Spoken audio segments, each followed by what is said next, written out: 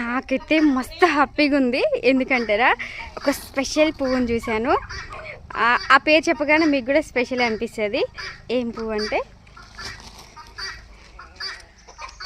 చూడండి, సంపంగి. సంపంగి పువ్వు అసలు ఎంత బాగుందో తెలుసా. స్మెల్ అయితే మాటల్లో చెప్పలేను అసలు.